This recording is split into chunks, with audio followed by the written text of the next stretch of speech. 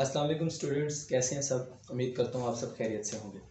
Last time हमने topic and किया था वेन डायग्राम के ज़रिए डिफरेंट प्रॉपर्टीज़ यूनियन इंटरसेक्शन को प्रूव करना कि हम उनको किस तरह से प्रूव कर सकते हैं। दो एग्जांपल्स ली थी, एक प्रॉपर्टी थी और एक एक्सरसाइज का क्वेश्चन था, उसको हमने सॉल्व किया डिफरेंट एग्जांपल्स वगैरह लेके।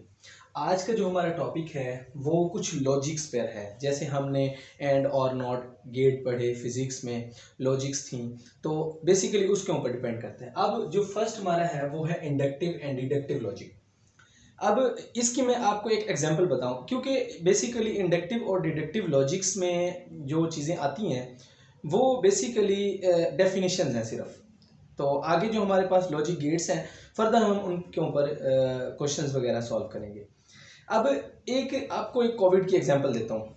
जब नया नया कोविड आया तो दुनिया की बहुत सारी कंपनीज वैक्सीन बनाने में लगी, वैक्सीन बन गई। अब उसमें क्या था कि जब वैक्सीन बन गई तो उन्होंने ट्रायल शुरू किए कि फ़र्स्ट ऑफ ऑल हम 10 बंदे ले लेते हैं, उनके ऊपर ट्रायल करते हैं, क्योंकि अगर वैक्सीन के कोई साइड इफ़ेक्ट हुए तो ज़्यादा लोगों को इफ़ेक्ट करने की बजाय हम कुछ के ऊपर ट्रायल कर लेते हैं। कुछ के ऊपर ट्रायल किया, 10 पे किया, फिर 100 पे किया, फिर 1000 पे किया, 10,000 पे किया, और इस तरह से हमारे पास उसके बाद जाके एक वैक्सीन डिफाइन हो गई कि हाँ, अब जब उसको ट्रायल में चल रहे थे तो उसके अंदर जब कोई चेंजिंग आ जाए, मतलब अगर हमने किसी भी बंदे को लगाई है और साइड इफ़ेक्ट आ गए तो उसके लिहाज से इम्प्रूव भी कर लिया। तो ऐसी लॉजिक, यानी कि जिसमें हम बहुत ज़्यादा एक्सपेरिमेंट करते हैं और उनके रिजल्ट्स के लिहाज से बाकियों पर अप्लाई करते हैं। अब यानी जैसा कि 10 लोगों को लगाई, उनके अगर कोई साइड इफ़ेक्ट आए तो हमने ये सोच लिया, हमने उससे ये अखज़ किया कि बाकी लोगों को अगर हम ये वैक्सीन यूज़ करेंगे तो उनको भी ये साइड इफ़ेक्ट आ सकते हैं।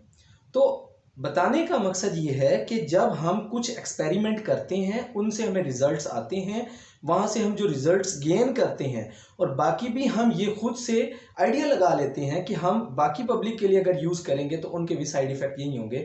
तो इस लॉजिक को हम कहते हैं इंडक्टिव लॉजिक। तो ये सिंपल सी। अच्छा, अब वही बात शुरू करते हैं कोविड वाली। अब जी वैक्सीन डिफरेंट कंपनीज बना रही हैं, ट्रायल हो गए, पब्लिक ट्रायल हो गए, सब कुछ हो गया, फाइनल होगी। फाइनल होने के बाद फॉर एग्जांपल हमारे पास 2 वैक्सीन आई हैं, या एक वैक्सीन है, ए वैक्सीन या एक्स वैक्सीन है हमारे पास। अब जब भी कोई बंदा किसी भी डॉक्टर के पास जाएगा, उससे पूछेगा कि मुझे कोविड की सिम्टम्स हैं या कोई इशू है कोविड का, या मैंने वैक्सीन लगवानी है वैसे, तो वो डॉक्टर उसको वही ए वैक्सीन रिकमेंड करेगा जो कि फर्दर एक्सपेरिमेंट के बाद हमारे पास एक फाइनल रिजल्ट आया। यानी कि जो साइड इफ़ेक्ट आ रहे थे बहुत ज़्यादा लोगों में, हमने उसको इम्प्रूव किया बार बार, सबसे बार। फिर यानी कि जब हमारी दुनिया में क्या है, वर्ल्ड हेल्थ ऑर्गेनाइजेशन जिसको वो इम्प्रूव करता है वो वैक्सीन लगाई जाती है। अब फॉर एग्जांपल एक वहाँ से अप्रूव होके आ गई, अब जिसने भी लगवानी होगी वो वैक्सीन लगवाएगा। अब इस लॉजिक को, जिसको मतलब नंबर ऑफ एक्सपेरिमेंट करने के बाद हमारे पास एक रिजल्ट आया और हमने उसको ट्रू कह दिया कि ये हमेशा हमारे पास ट्रू है, सही है, करेक्ट है, इसमें कोई इशू नहीं है, उनको कहते हैं डिडक्टिव लॉजिक। ये सिंपल सी डेफिनेशन थी इंडक्टिव और डिडक्टिव की। इसमें हम सिर्फ इंडक्टिव और डिडक्टिव, उम्मीद करता हूँ ये बड़ी आसान सी एग्जांपल मैंने आपको समझाई है, समझ आई होगी। एरिस्टोटेलियन और नॉन एरिस्टोटेलियन लॉजिक्स, अब इसमें क्या है कि 2 चीज़ें हैं। अब जो पीछे हमने लॉजिक्स डिस्कस की हैं वो इससे कुछ डिफरेंट है। अब इसमें ये होता है कि बाज़ औक़ात हमारी लाइफ में ऐसे बहुत से काम होते हैं कि जिसमें हमारे पास सिर्फ 2 आंसर होते हैं, या यस नो, ट्रू फॉल्स, 1 0। अब देखें, अब पंखा है, पंखा या तो चल रहा है या फिर बंद है। हम ऐसा तो नहीं कह सकते कि चल भी रहा है बंद भी हो रहा है, नहीं, ऐसा भी नहीं है, क्योंकि या तो चल रहा है, आहिस्ता चल रहा है ना, लेकिन चल तो रहा है। हम इसमें कोई थर्ड चीज़ तो नहीं निकाल सकते। अब इसी तरह से आपने पासवर्ड इंटर किया, या तो वो सही है या फिर गलत है। ऐसा तो कभी नहीं आया मोबाइल पे, नहीं जी थोड़ा थोड़ा सही है, आप बस करीब ही हो, ये उसकी थर्ड पॉसिबल कंडीशन निकल आएगी, लेकिन ऐसा नहीं है। यानी कि एक ऐसी कंडीशन जिसमें हमारे पास सिर्फ पॉसिबल 2 आंसर हो सकते हैं, या तो उसका ट्रू हो सकता है या तो फॉल्स हो सकता है, इसके अलावा हमारे पास और कोई आंसर नहीं हो सकता। इसको कहते हैं एरिस्टोटेलियन लॉजिक। अब नॉन में आ जाते हैं। नॉन में क्या इशू है? नॉन में ये होता है कि जिसमें थर्ड कोई पॉसिबल कंडीशन निकल आती है। अभी जो हमारा फर्स्ट ईयर के सिलेबस में है उसमें हम सिर्फ फर्स्ट पे रहेंगे, अरिस्टोटेलियन पे, उसमें हम सेकंड वाला डिस्कस नहीं करेंगे। लेकिन सेकंड वाले में सिर्फ डिफरेंस ये है कि उसमें फर्स्ट सेकंड के बाद थर्ड ऑप्शन भी हो सकती है, फोर्थ ऑप्शन भी हो सकती है आंसर की। यानी कि अगर आपसे कोई नाम पूछता है, फॉर एग्जांपल आपका नाम है मोहम्मद यूसुफ रमज़ान, जैसा कि मेरा नाम है, अगर मुझसे कोई नाम पूछता है मैं उसे कह देता हूँ मोहम्मद यूसुफ, मैं कह देता हूँ यूसुफ, या मैं कहता हूँ यूसुफ रमज़ान, या मैं कह देता हूँ मोहम्मद यूसुफ रमज़ान। तो इसकी पॉसिबल कंडीशन काफ़ी ज़्यादा है। लेकिन जो फर्स्ट कंडीशन है उसके ऊपर सिर्फ दो आंसर हो सकते हैं, यस नो। लाइट ऑन है, हाँ है, यस मतलब 1, अगर ऑफ है नो नहीं 0, बस ये दो कंडीशन। इसके अलावा कुछ और कंडीशन हो ही नहीं सकती। हाँ ऐसा आप सोच लें कि लाइट मध्यम है लेकिन ऑन तो है ना, तो उसका तो आंसर यस होगा। तो सिंपल ये कंडीशन हम डिस्कस करते हैं। उसमें जो आज हम लॉजिक गेट यूज करेंगे न, इनको लॉजिक गेट्स नहीं कहेंगे। लॉजिक गेट्स हम कहते हैं फिजिक्स में, कंप्यूटर में, यहां पर हम इनको लॉजिक्स कहेंगे। और फर्स्ट का हम इसको नॉट गेट कहते हैं। अब इसमें जो एक चीज एक्सप्लेन नहीं की गई, सबको पता होगा, फिजिक्स सबने पढ़ी है, एंड और ये दो ऐसे गेट हैं जिनकी दो इनपुट्स होती हैं। नॉट गेट एक ऐसा गेट होता है जिसकी एक इनपुट होती है, लेकिन मैथ्स में हम इसको कहेंगे निगेशन, इसको हम नॉट गेट नहीं पढ़ेंगे। मतलब नॉट तो होगा लेकिन इसका नाम होगा निगेशन, और इसका साइन जो हम यूज करेंगे जिस तरह फिजिक्स में यूज करते हैं ये।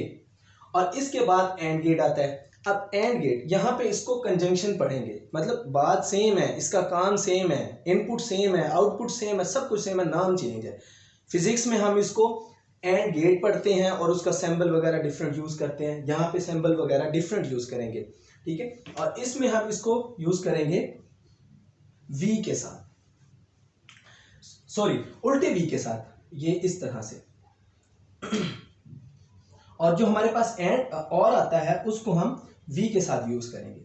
और इफ देन इम्प्लाइज, इसमें हम दो चीजें यूज करते हैं, पी एंड क्यू। जिस तरह मैंने आपको बताया कि एंड गेट में और गेट में दो इनपुट होती हैं, P and Q, A and B, X and G, कुछ भी, एम एन ए बी, कुछ भी ले सकते हैं, मतलब इनपुट दो होंगी। यानी कि आपके पास जो इनपुट आ रही होगी वो दो होंगी, यानी कि दो इनपुट आपको मिलेंगी, तब आपने ओपन करना है। जैसा आपको एक सिंपल बात बता दूं कि जैसा कि आप मोबाइल के ऊपर ज़्यादा आपकी प्राइवेसी, आप दो पासवर्ड लगा लेते हैं, यानी कि एक पासवर्ड हो आपका थंब और उसके बाद फिर आपने अंदर फोल्डर के ऊपर दूसरा पिन कोड लगा लिए, यानी कि दो पासवर्ड है, यानी कि 2 वे वेरिफिकेशन है।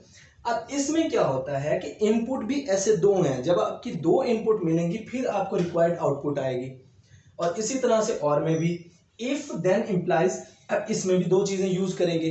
अब इनकी अलग अलग लॉजिक्स हैं। अब अगर हम नॉट की बात करें तो नॉट में मैंने जैसे कहा कि ये इसका एक ही इनपुट होता है, एक ही आउटपुट होता है, निहायत ही इजी नॉट गेट। अगर ये ट्रू है तो ट्रू फॉल्स आएगा, अगर फॉल्स है तो ट्रू आएगा। मतलब अगर हम सिंपल पी को डिस्कस करते हैं, यहां पे हम आउटपुट को डिस्कस करते हैं, तो अगर ये ट्रू होगा तो आंसर हमारे पास फॉल्स आएगा, अगर ये फॉल्स होगा तो आंसर हमारे पास ट्रू आएगा। इसके अलावा और पॉसिबल कंडीशन कोई नहीं हो सकती। मतलब ऐसा अगर हम ट्रू को 1 कहें और फॉल्स को 0 कहें तो ऐसा तो नहीं हो सकता कि 0.9, ऐसी कोई कंडीशन नहीं है। लॉजिक में हम दो चीजें यूज करते हैं, या ट्रू या फॉल्स, यस नो। अब ये हो गया हमारे पास आउटपुट। उसके बाद आ जाता है एंड। अब जैसा मैंने आपको पहले बताया कि एंड में हम दो चीजें यूज करते हैं, मतलब दो इनपुट यूज करते हैं, दो इनपुट आएंगी तब हमारे पास आउटपुट आएगा, और उसकी लॉजिक क्या होगी वो भी देखते हैं।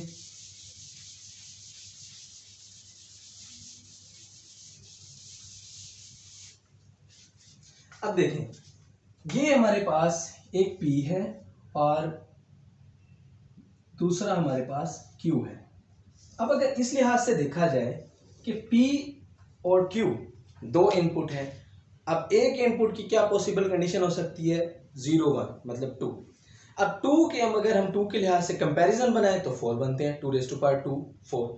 अगर हमारे पास 3 हो यानी कि 2⁻n, n number of input, ये इसका एक सिंपल फार्मूला है ना। तो नंबर ऑफ इनपुट अगर आपके पास क्या हो, मतलब 1 हो तो हमारे पास 2 आ जाएगा, something raise to power 1 is equal to same आपके पास नंबर आ जाएगा। और अगर 2 हो तो आपके पास 4 आ जाएगा। इट मीन्स कि 2 इनपुट हैं तो इसके जो comparison number of possible conditions बनेंगी ना वो आपके पास 4 बनेगी। और अगर मैं 2 रेज टू पावर 3 करूं तो नंबर ऑफ पॉसिबल कंडीशन आपके पास 8 बनेगी कि 8 डिफरेंट टाइप के इनपुट्स आ सकते हैं। लेकिन अभी चूंकि हम जो डिस्कस कर रहे हैं गेट्स, वो हमारे पास सिर्फ और सिर्फ 2 इनपुट वाले हैं, तो हम 8 की तरफ तो जाते ही नहीं। अब इसके ना बहुत डिफरेंट तरीके हैं, मतलब खुद से कंपैरिजन बना लें, कुछ और कर लें। तो इसका सबसे आसान तरीका ये है जो पहला हो। फॉर एग्जांपल मैं आपको 3 के लिहाज से बता देता हूँ, तो फिर 2 के लिहाज से बनाना आपके लिए इजी होगा। मतलब अगर मैं कोई एग्जांपल ले लेता हूँ, KLM, ये हमें चाहिए नहीं लेकिन सिर्फ बताने के लिए। अब पहला आपने क्या करना है, अब आपको एक चीज का तो पता चल गया, 2 raise to power 3 is equal to 8, यानी कि 8 पॉसिबल कंपैरिजन होंगे। तो इसको लिखना कैसे है, मतलब आपको कैसे पता चलेगा 1 1 1 1 0 0, मतलब इस तरह से 8 बनाना मुश्किल। सिंपल सा आसान तरीका ये है कि 8 हमारे पास बन रहे हैं, पहला आप क्या लगाओ 0, पहला 1 लगा लो, फिर 0 1 0 1 2 3 4 1 0 1 0, ये इस तरह से। अब आपके पास कितने हो गए टोटल हमारे पास हो गए 1 2 3 4 5 6 7 8। अच्छा, अब इसमें हाँ पहला हमने 0 लगाना है। अगर हम 1 लगा लेंगे ना तो इसमें एक कंपैरिजन नहीं बनेगा। कौन सा, वो 0 0 0। अगर 0 0 वाला कंपैरिजन नहीं बनेगा तो हमारे पास ये 8 तो बन जाएंगे, डिफरेंट कंपैरिजन बन जाएंगे, लेकिन इशू ये होगा जो फर्स्ट टर्म हम 0 0 ले रहे हैं वो नहीं बनेगा। तो इस लिहाज से हमने फर्स्ट 0 लेना है, फिर 1 0 1 0 1 0।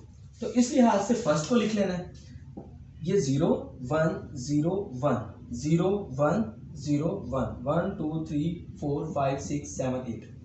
अब हमने एक एक का डिफरेंस लिया, अगले में 2 2 का लेंगे, यानी कि 2 0 2 1 2 0 फिर 2 1, ठीक है। अब इसके अलावा फिर अगले में क्या करेंगे, 4 4 का लेंगे, मतलब 1 2 4 फिर 8 16 32 64। तो अब इस लिहाज से हम इसमें 4 सर्कल लेंगे, 1 2 3 4 1 2 3 4। अब अगर मैं इसका कंपैरिजन करूं तो कोई भी हमारे पास जो पॉसिबल कंडीशन बन रही है किसी दूसरे के साथ सेम नहीं होगी। जितना मर्जी आप कंपैरिजन कर लें, जो मर्जी कर लें, हमारे पास हर टर्म दूसरे से मुख्तलिफ होगी, कोई भी सेम नहीं होगी। तो हम इसको कहते हैं कि पॉसिबल कंडीशंस या पॉसिबल इनपुट्स, इसके अकॉर्डिंग हमारे पास आउटपुट क्या आएगी। तो जाहिर बात है 8 डिफरेंट आपके पास कंपैरिजन बन रहे हैं, तो 8 डिफरेंट आपके पास आंसर आएंगे। सिंपल। अगर हम 2 की तरफ जाएं, क्योंकि ये तो था ना सिंपल एक मेथड, क्योंकि 2 में बताने के लिए ना मतलब थोड़ा सा आपको समझ ना आता। अब 3 का इसलिए मैंने बनाया, लेकिन अभी जो हम गेट यूज कर रहे हैं वो 2 यूज कर रहे हैं। अब 2 में क्या होगा, सिर्फ हम 2 की पॉसिबल जो कंडीशन बन रही है, यानी कि इनपुट्स जो हैं, हम सिर्फ उसको डिस्कस कर लेंगे।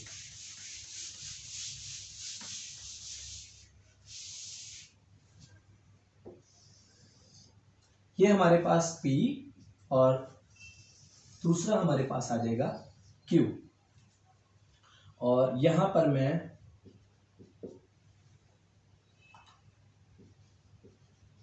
आउटपुट। अब चूंकि इसका साइन क्या है P, ये हमारे पास साइन आ जाएगा, और Q इसकी आउटपुट। अब मैं इसकी इनपुट पहले लिख लेता हूं, 0 1 0 1 0 0 1 1। अब ये इसकी बन गई इनपुट। अब जो 0 0 1 है, चूंकि हम मैथ्स में 0 1 0 1 को डिस्कस नहीं करते, हम इसमें ट्रू फॉल्स को डिस्कस करते हैं, यानी कि 0 1 फिजिक्स में और कंप्यूटर में डिस्कस करते हैं। तो उस लिहाज से जहां पर 0 है उसको फॉल्स कर देते हैं, और जहां पर 1 है उसको ट्रू कर देते हैं। तो हमारे पास क्या बन जाएगा, ये इसका इनपुट बन जाएगी, ठीक है। ये हमारे पास इनपुट पॉसिबल कंडीशंस,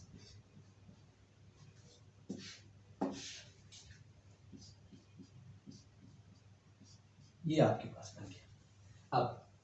अब जो हमारे पास एंड गेट है, एंड गेट का ये होता है कि जब दोनों आपके पास इनपुट ट्रू आ रही होंगी तब आपके पास आंसर ट्रू आएगा, अदरवाइज इसका आंसर फॉल्स आएगा। तो अब लिखना बहुत ही आसान है, फॉल्स, दोनों फॉल्स, यानी कि एक ट्रू एक फॉल्स है, पहला ट्रू और दूसरा फॉल्स है, तो फॉल्स, ये क्या है, दोनों ट्रू है, तो आंसर क्या आएगा, ट्रू आएगा।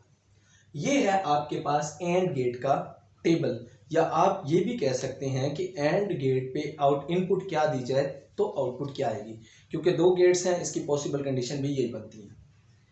अब आ जाते हैं हम दूसरे और गेट पर। और गेट में क्या होता है, और गेट में इसका थोड़ा सा ना रिवर्स है, मतलब उलट है। अब जब हमारे पास दोनों ट्रू आ रहे हैं एंड गेट में तो आंसर ट्रू आता है, और गेट में क्या होगा, अगर दोनों फॉल्स आएंगे तब फॉल्स होगा, अदरवाइज ट्रू होगा। यानी कि अगर एक भी ट्रू आ गया और में तो आपका आंसर ट्रू आएगा, अदरवाइज जब दोनों आंसर जब तक फॉल्स नहीं होंगे तब तक ये आपको फॉल्स नहीं देगा, क्योंकि इनपुट सेम होगी। इनपुट हम लिखने देते हैं, लिखे रहने देते हैं, ये साइन चेंज होगा, इसको हम चेंज कर लेते हैं, P अब हमारे पास V ही है, तो जो इसका साइन है वो हम लगा लेते हैं और Q, ठीक है। अब चूंकि जैसे मैंने आपको पहले कहा कि अगर दोनों फॉल्स होंगे तब फॉल्स देगा, अदरवाइज ये ट्रू देगा, तो ये आपके पास इसका टेबल बन गया। अब इफ देन इम्प्लाइज, अच्छा इसका मैं साइन बताना भूल गया आपको, इसका साइन हम इस एरो से शो करते हैं, ये आपके सामने एरो है। अब इसका टेबल कैसे बनता है, इसका टेबल इस तरह बनता है, अगर फर्स्ट ट्रू हो सेकंड फॉल्स हो तब ये फॉल्स देता है, अदरवाइज ये ट्रू ही देता है। यानी कि इस सिंबल का मकसद ये है कि इसकी लॉजिक ये है, इफ देन इम्प्लाइज, कि अगर फर्स्ट ट्रू हो सेकंड फॉल्स हो तब ये फॉल्स देगा, अदरवाइज ये ट्रू देगा। तो सिंपल आप इसका भी टेबल बना सकते हैं, और आप इसका साइन यहाँ पे चेंज कर दें, इसको साइन को लिखेंगे P arrow Q, if then implies. अब फर्स्ट ट्रू सेकंड फॉल्स ये आपके पास बन रहा है, ये फॉल्स देगा, अदरवाइज ये ट्रू, ये भी ट्रू और ये भी ट्रू। ये आपके पास आज का जो हमारा टॉपिक था उसके कुछ टेबल थे, किस तरह से हम कंपैरिजन बनाते हैं और किस तरह से हम इनको सॉल्व करते हैं। इसके बाद एक और लास्ट रहता है जो कि हम नेक्स्ट लेक्चर में इसको डिस्कस करेंगे। तो ये आज का लेक्चर था, इसमें अगर कोई चीज़ समझ नहीं आती तो आप लाजमी पूछें। Thank you very much.